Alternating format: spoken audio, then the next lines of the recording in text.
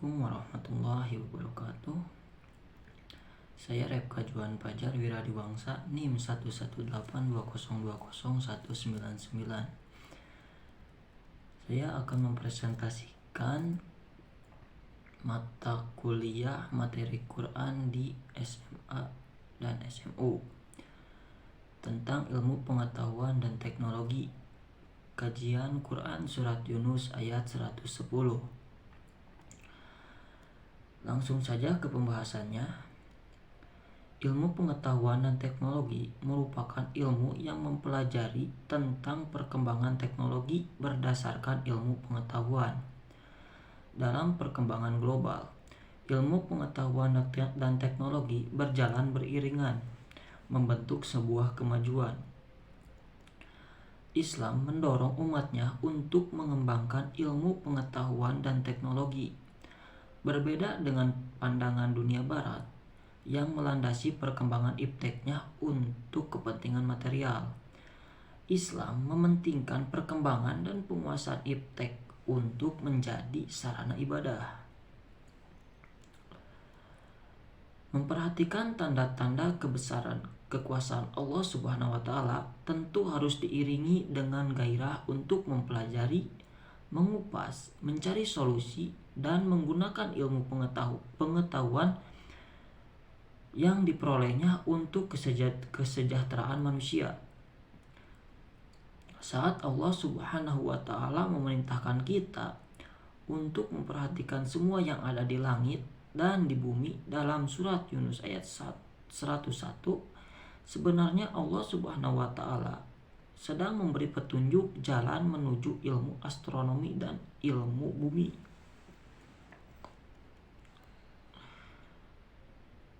Surat Yunus ayat 101 memerintahkan kita untuk mempergunakan akal guna menemukan kebesaran Allah Subhanahu wa taala di alam sekitar. Selain tanda-tanda kebesaran dan kekuasaan Allah Subhanahu wa taala, kita akan menemukan pengetahuan baru. Pengetahuan tersebut tentunya bermanfaat bagi kehidupan manusia. Islam sangat menghargai ilmu pengetahuan dan memerintahkan pemeluknya agar berusaha memperoleh ilmu pengetahuan. Materi yang selanjutnya yaitu teks dan terjemahan ayat. Saya akan membacakan ayat surat Yunus ayat 101. A'udzu billahi minasy syaithanir rajim. Bismillahirrahmanirrahim. Qul induru madza fis samawati wal ard wa ma tughnil ayatu wan nuduru an qaumin la yu'minun. Yang artinya, katakanlah, perhatikanlah apa yang ada di langit dan di bumi. Tidaklah bermanfaat tanda-tanda kebesaran Allah dan rasul-rasul yang memberi peringatan bagi orang yang tidak beriman.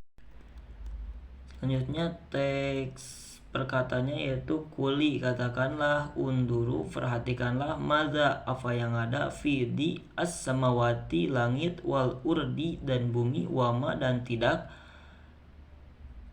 tugni, berguna, al-ayat, al-ayatu, ayat-ayat atau keterangan-keterangan, wan nuduru, dan ancaman, an, dari, kaumin, kaum, la, tidak, yu'minun, mereka beriman. Dan untuk hukum ilmu tajwidnya,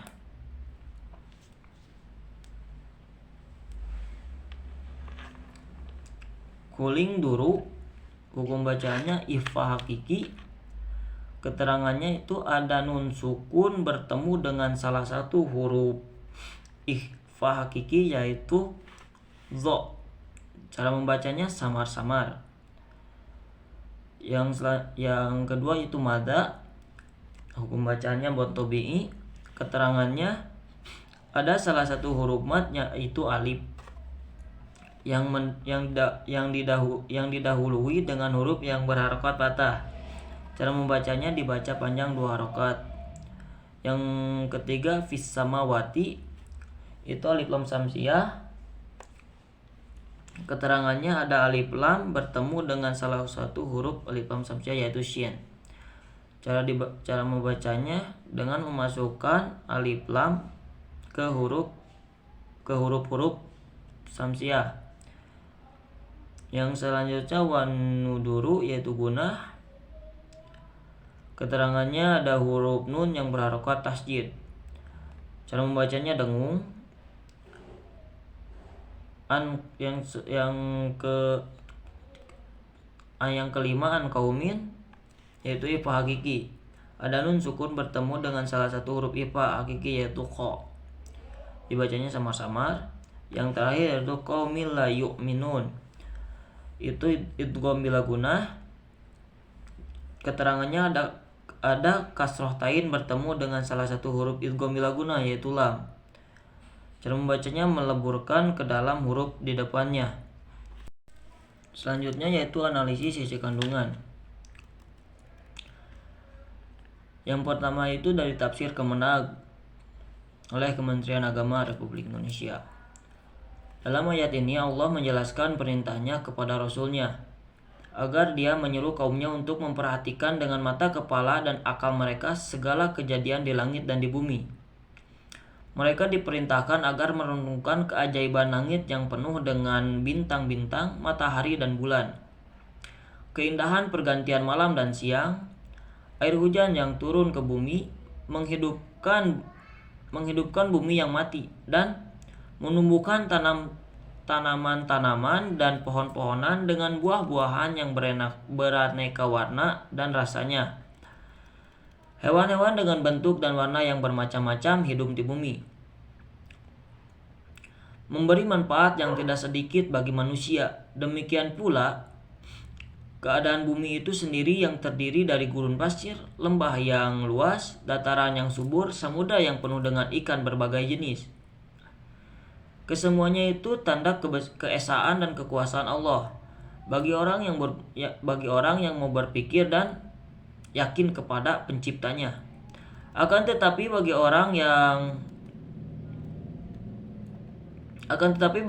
yang tidak percaya akan adanya pencipta alam ini karena fitrah insanianya yang tidak berfungsi sebagaimana mestinya, maka kesemua tanda-tanda keesaan dan kekuasaan Allah dalam alam ini tidak bermanfaat baginya. Demikian pula peringatan nabi-nabi kepada mereka tidak mempengaruhi jiwa mereka. Akal dan perasaan mereka tidak mampu mengambil pelajaran dari ayat Allah dan tidak membawa mereka pada keyakinan adanya Allah yang Maha Esa. Mereka tidak memperoleh pelajaran dari sunnah Allah pada umat manusia di masa lampau. Sekiranya mereka memperoleh pelajaran daripada ayat-ayat Allah itu dan dari sunnah Allah pada umat manusia, tentulah jiwa mereka bersih dan terpelihara dari kotoran dan najis yang mendorong mereka kepada kekafiran dan kesesatannya. Tafsir yang kedua yaitu tafsir Al-Misbah oleh Muhammad Quraisy Shihab. Katakanlah wahai Nabi kepada orang-orang yang telah membangkang itu, cermati dan renungilah apa yang ada di langit dan di bumi, berupa bukti-bukti yang menunjukkan keagungan dan keesaan Allah. Di situ akan kalian dapati bukti-bukti yang dapat membawa kalian untuk menerima ajakan beriman. Akan tetapi, betapapun banyaknya bukti dan dahsyatnya ancaman, semua itu tidak berguna bagi kaum yang ingkar dan tak mau berpikir. Sebab ketika orang-orang kafir itu memutuskan untuk tidak beriman, mereka pun tak bakal bersedia melakukan perenungan dan pengamatan terlebih dahulu. Dan banyak lagi yang lainnya mendorong umat manusia untuk mengembangkan ilmu pengetahuan melalui kontemplasi, eksperimentasi, dan pengamatan. Ayat ini juga mengajak untuk menggali pengetahuan dan yang berhubungan dengan alam raya beserta isinya.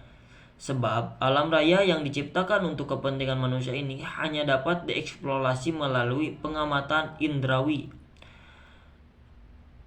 Tafsir yang ketiga yaitu tafsir Al-Muyassar oleh tim Mujama Raja Fahd Ar-Rahat Syekh Al-Alamah Dr. Salih bin Muhammad As-Syekh, yaitu katakanlah wahai Rasul kepada kaummu, pikirkanlah dan renungkanlah tanda-tanda kekuasaan Allah yang tampak jelas di langit dan di bumi. Akan tetapi semua tanda-tanda dan ibrah kekuasaan Allah juga para Rasul yang memberi peringatan kepada hamba-hamba akan siksanya tidak bermanfaat sedikitpun bagi kaum yang tidak mempercayai akan hal itu karena mereka berpaling dan durhaka. Yang keempat yaitu tafsir Al-Jalalain oleh Al-Jalaluddin Al-Mahalil dan Jalaluddin Al-Suyuti. Katakanlah kepada orang-orang kafir, perhatikanlah apa yang ada di langit dan di bumi, yaitu tanda-tanda yang menunjukkan akan keesaan Allah Subhanahu wa taala. Tidaklah bermanfaat tanda kekuasaan Allah dan rasul-rasul yang memberi peringatan. Lafaz an-nuzur adalah bentuk jamak dari kata tunggal nazir yang artinya para rasul. Bagi orang-orang yang tidak beriman, yang hal ini diketahui oleh Allah Subhanahu wa taala atau dengan kata lain hal-hal tersebut tidak ada manfaatnya bagi mereka. Yang terakhir yaitu dari tafsir Ilmu Katsir oleh Ismail bin Umar Al-Quraisy bin Katsir Al-Basri Ad-Dimashqi. Allah memberikan petunjuk kepada hamba-hambanya untuk merenungkan tanda-tanda kekuasaannya dan semua makhluk yang diciptakan Allah di langit dan di bumi yang semuanya itu mengandung tanda-tanda yang jelas yang menunjukkan akan kekuasaan Allah yang maha besar bagi orang-orang yang berakal. Makhluk Allah yang ada di langit antara lain ialah bintang-bintang yang bersinar terang, ada yang tetap dan ada yang beredar. Juga matahari serta rembulan, adanya siang dan malam, yang keduanya silih berganti. Sedangkan yang lainnya menjadi pendek waktunya, demikian pula sebaliknya langit yang tinggi dan luas serta keindahan dan semua hiasan ada padanya adalah makhluk Allah pula. Allah menurunkan hujan dari langit. Dengan hujan itu Allah menghidupkan bumi sesudah matinya dan dikeluarkannya dari bumi berbagai macam tumbuh-tumbuhan, pohon-pohonan yang menghasilkan biji-bijian dan buah-buahan serta bunga-bunga yang beraneka ragam warnanya. Dan Allah menyebarkan di bumi berbagai macam hewan dan ternak yang beraneka ragam bentuk, warna dan kegunaannya. Di bumi terdapat gunung-gunung yang menjulang tinggi, dataran-dataran yang luas menghampar, padang-padang Sahara, hutan belantara dan daerah-daerah yang layak untuk dihuni. Begitu pula di laut dengan ombaknya, di dalamnya terkandung banyak hal yang menakjubkan. Sekalipun demikian, laut ditundukkan oleh Allah dan dimudahkan sehingga dapat ditempuh oleh bahtera. Laut membawa kapal-kapal dan perahu-perahu berlayar dengan lembut berkat kekuasaan Tuhan yang Maha Kuasa yang telah menundukinya. Tidak ada Tuhan selain Allah dan tidak ada Rabb selain Dia.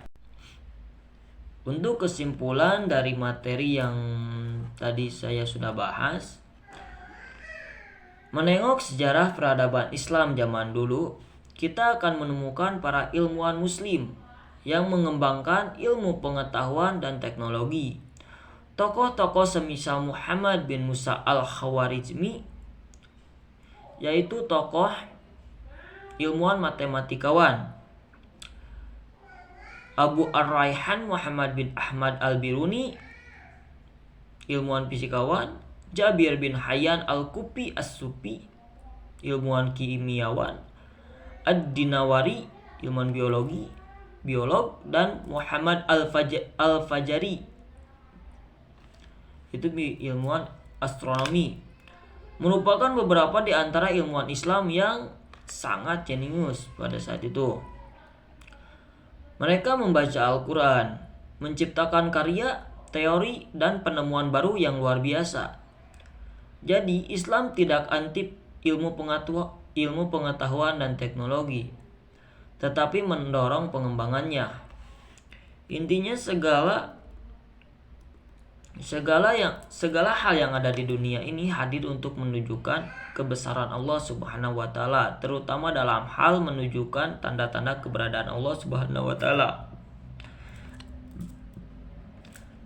Sehingga orang-orang yang tidak beriman akan sadar dan mengambil hikmahnya, dan segala hal yang ada di dunia ini harus dapat digunakan dan dimanfaatkan untuk kebaikan.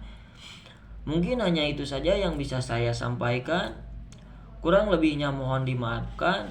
Saya Repka Juan Fajar undur diri. Assalamualaikum warahmatullahi wabarakatuh.